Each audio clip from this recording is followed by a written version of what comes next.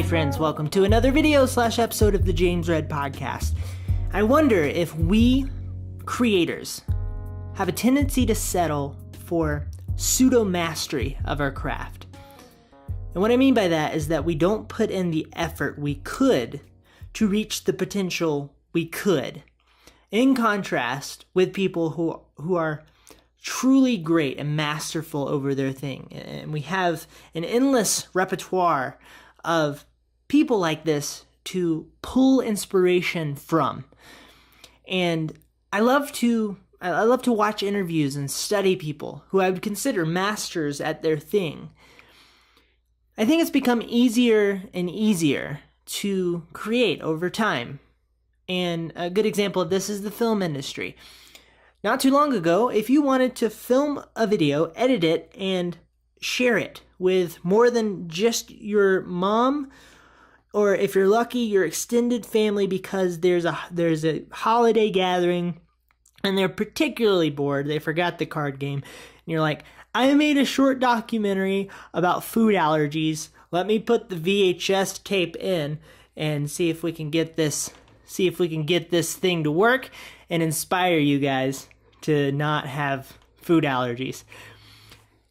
That used to be how things work, but now we have the internet, and now you can share with many, many people. You have a laptop, you have an iPhone, or you just have an iPhone, right? You shoot, edit, share, and you can have 150 people see your thing. Unprecedented, historically speaking. This is fantastic. So there's an ever-growing pool of creators out there. It gets bigger and bigger and bigger. And there are a lot of pseudo-masterful creators. I think that's a majority of what we see on a daily basis. But there are truly exceptional people who pop out of that. Let me backtrack, because that's an interesting statement I just made. That most people we see are pseudo-masterful.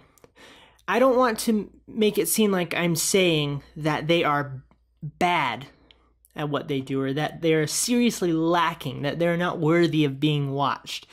Pseudo-masterful creators do great work, I think. Meaning they do work that is meaningful to share with the world, but maybe they're not reaching their full potential, right? Maybe they're not doing their absolute best.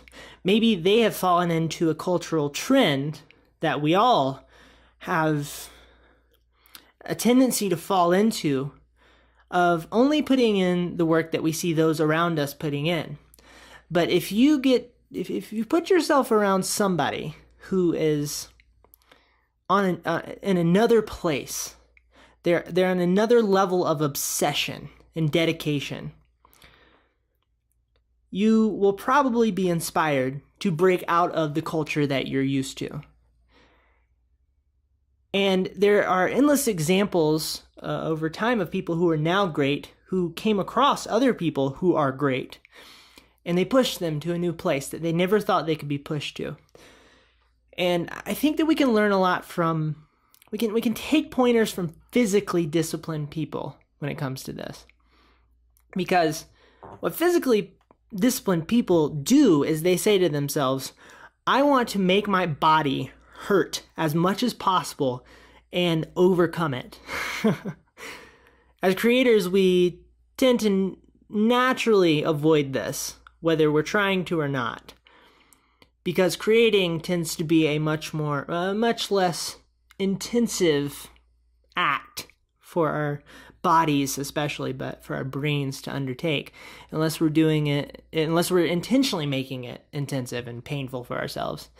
But I think I was watching an interview the other day with a Courtney Dauwalter, I think is how you pronounce her last name. She's an ultra marathon runner, and she ran a race called the Moab 240, which is a 240-mile race in Moab, just in my backyard here in Utah. She ran this race in under 58 hours, which, if that sounds impressive, that's because it is very impressive. She won the race, and she killed it. And during this race, she was explaining how this race went for her. And she said that, first off, that of course, there's training that goes into this. But when she was running the race, she said that over this 58 hours, she slept for 21 minutes. She took a 20-minute nap at one point and then took a 1-minute nap.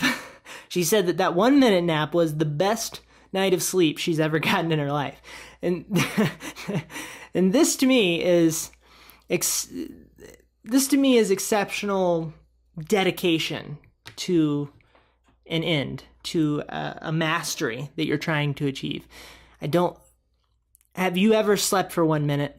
Have you ever put your body in a place where you need to sleep for 1 minute? I would say most of us would say no. And this is the difference between us and people who are disciplined to the level of breaking through the wall of uncomfortability that they may find themselves running into. She said that she was falling asleep while she was running. She said that she was so tired, pressing through. She was so tired that she was hallucinating. She was explaining some of her hallucinations. One of them was a guy playing a cello silently because it's a hallucination. I guess you can have audible hallucinations, but she said it was playing the cello silently, which is just horrifying. There was another race she did where she went 98% blind while she was finishing this race, or at some point in the race. She went 98% blind and she finished it. She was stumbling around. She ran into a rock. She was bleeding out of her head, falling over. She finished it and she won. This is so incredibly inspiring to me. And it tells me, James, you have more in you. You spend your time being comfortable. You spend your time trying to not go too far outside of your normal zone, the thing that keeps you from being scared. And this is problematic, and I want to push myself out of this, and I'm encouraging you guys to push yourself out of this. What would happen if you pushed yourself out of this? I think Kevin Hart is an exceptional comedian. I think he's unique and authentic, and he's not my favorite comedian by any stretch, but he's an exceptional comedian. And I was listening to an interview with him. What's interesting is I say he's authentic. He would be the first to tell you that he hasn't always been that way, that when he was performing at comedy clubs in Philadelphia, he would run up on stage and just with an endless amount of energy and say ridiculous things because that got people to laugh. But he said that he was a character, and someone taught him that he needed to find himself. He needed to express his authenticity because that him as a character came to an end in its value. And so he worked hard, and he had a long build-up as a comedian. If you listen to him talk about all the work that he's put into getting to where he is now, we're just seeing the end. We're seeing the last 10% of his dedication to his craft. It's finally led to him being a superstar, right? If we look at skaters, I think skaters are great examples of dedication. I've had the pleasure and the blessing of being able to watch skaters do their thing and get into that world a little bit more. Spent most of my life not in that world. So I would see skaters trying something along the way. They're at the skate park, and then you see them get mad and throw their skateboard at a child walking by, and the child gets knocked out, and you think, hey, you just need to bring it down a notch, okay? But then I realized that them throwing that skateboard came after them trying a trick and falling over and over and over, and they want so bad to land that trick. And when they fall, it's like they're being punched, right? I've been working on an ollie. I'm trying to not even master. I'm trying to begin the process of being able to get up a curb. That's my main goal right now on my board, because I'm very comfortable riding my board, but the second I run into an obstacle that is an inch and a half tall, I'm done. I can't, my freedom is gone. My liberty is gone. And so I have to ollie. I have to learn how to ollie. Okay. So ollieing is an incredibly technical act. When you see skaters do it, they make it look quite easy, but I've been sort of figuring it out in my house a little bit. Okay, so I went outside to the pavement, tried to do an ollie, and I got no air, came back down, and the skateboard shot out from under me with the velocity of a SpaceX rocket into a bush, and I fall backwards, and I hit on 3 different points. And the reason I know that is because all of those points hurt a lot when I made contact with the concrete. I hit my elbow, I hit my side, and I hit my foot. For whatever reason, my foot just slapped the ground. It was ridiculous. And I'm lucky I had a shoe on, because I was thinking I probably scraped up my foot underneath my shoe, but I think my shoe kept it from sort of, the rubbing action that can go. So anyway, this was very painful. And this happened once, and I said, okay, I'm done for the day. I'm gonna come back to this later. I'm gonna sort of do some more, contemplating and working out how I'm gonna make this work, because it was painful. Okay, so skateboarders do this all day long. They do this over and over and over and over for, just 30 minutes at a time of them trying one trick. Falling, getting punched, metaphorically speaking. And that elicits a response. You're going to throw your skateboard, right? You're going to yell a little bit. You might say something profane. You might say something you don't mean, like, I was never here. And then you go, man, why did I say that? Because you know what? Life is, I'm glad but this all comes from intense dedication and really bravery on their parts. And this is something that I want to incorporate in my life more. And there's an obsession about it as well. There's a deep obsession and momentum towards accomplishing this one trick. It's not even mastery over the entire art of skateboarding. It's mastery over a single trick, landing it and hitting it just right and feeling really good about it. And once you start, you don't want to stop. You don't want to give it up. But I think we know how hard something is going to be to truly master. So we will not engage in the skinned up elbows, metaphorically speaking, that comes with trying to master something. Another example of obsession, the importance of obsession and mastery, not so much this hardcore going blind while trying to finish a marathon kind of thing, but playful obsession is. I watched a documentary about Joel Mariowitz, which is a street photographer, very legendary street photographer. And one sense I got from this documentary is that he is just obsessed with the street, the nuance of things. Everything that's happening around him, the way the people move, how they interact with each other, a caress of the hand of a lover to another, the energy, the difference in the energy of the street in maybe New York to a Paris or another city. And he can beautifully articulate this nuance. And it's come from his years and years and years of wandering the streets, just looking for serendipity. I find this to be fantastic.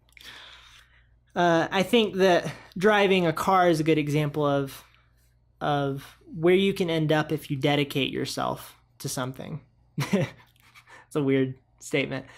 Driving a car like I do, which is masterful. I'm an amazing car driver. I'm a pretty good car. Okay, we're going to pretend that I'm somewhat masterful over driving, and I think I'm a pretty solid driver. But the point is that I feel like a solid driver. So we're going to pretend that that feeling is very real, and that my reaction time to any sort of event, tire falling off of a semi-truck, would just be miraculous. I'd save everybody's life. I'd hold everybody in the car as I'm making this intense 90-degree angle turn on a nickel. And everything turns out good, and we go to Chipotle, right? We finish up our wonderful evening with Chipotle. Trying to make that turn into something more interesting than just Chipotle. Chipotle is a great place to eat. Where's that? Oh, so I feel as if I'm pretty masterful over driving. Obviously, I have nothing on a Formula One racer, I suppose. But I think about when I first got on the road and how timid and weird it was to drive, and it's like driving is a technical pursuit, especially on a highway. Here in Utah, I live pretty close to a highway. And when I get on this highway, there are cars all around me. We're all going 70 miles per hour. We're all switching lanes. But it's amazing to me every day that I get on a highway and get back off a highway without being covered in blood.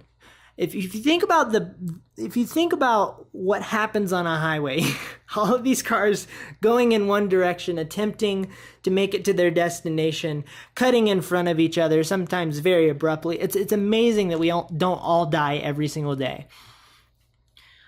But when I'm driving now, because I've put in all of this time driving out of necessity, not because I'm like, I love the craft of driving, but just out of pure necessity, these endless hours of building up muscle memory in my feet, my hands, my fingers, feeling how the car feels, I've become somewhat masterful over the craft of driving, and it feels comfortable to me to be around all of these other giant metal bullets of death and chaos. We all maintain order. And I think this is a great example of the levels of competence you go through as you're trying to master something. You start out sucking. You're awful. The first time I got on an interstate, it was one of the scariest experiences of my life. And, I'll take that back. It was pretty scary. Afterwards, I got off. One of the actual scariest experiences of my life was when I got off. I'm with the driving trainer lady. So I got off. We're both, me and another truck, are driving towards a road that merges into two lanes that merge into one, right? And the truck, I believe, had the right of way, but I decided I had the right of way. So we're both going towards trying to have the right of way, and we get to a place where the instructor just says, go. Like, we need to solve this problem that's currently happening. Go. So I floored it. I went and I barely made it through in time.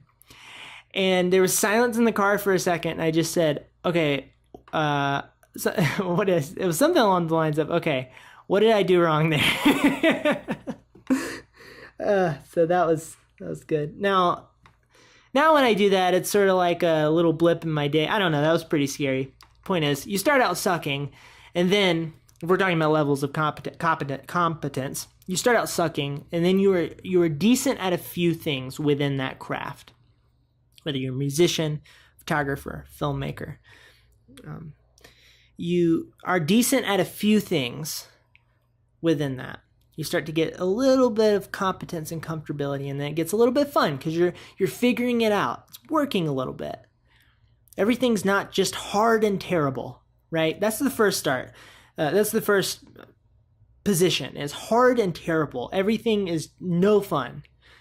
Then you start to go, oh, okay, like I played a little lick on the guitar and that sounded all right. Like I hit all the right notes. That felt good. Let me see if I can do a little faster. Oh, okay. Hard and terrible again. Okay. Got it. Okay, a little faster. Feels better again. So you go back and forth between these levels, and you just do this over and over and over and over and over. And then you become masterful at a few things. You get really good at a few things. I think this is where a lot of people, where we find a lot of artists, like where we start to see them and engage with them and feel good about what they're doing. But then there's a point that you get to, and these are the people who are truly great and truly magnificent at their art, where you're comfortable. It's nothing to you. It's your language.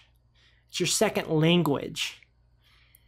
I have always said that for me, playing drums is easier than speaking English, because I started when I was so young, and I put in a lot of time just naturally through my love of an obsession with the craft.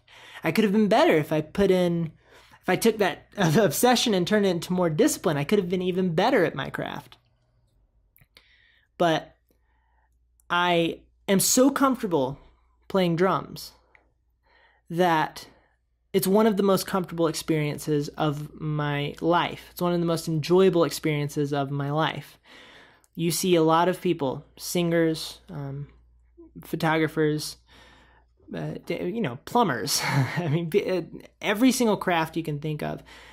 There are people who are absolutely comfortable.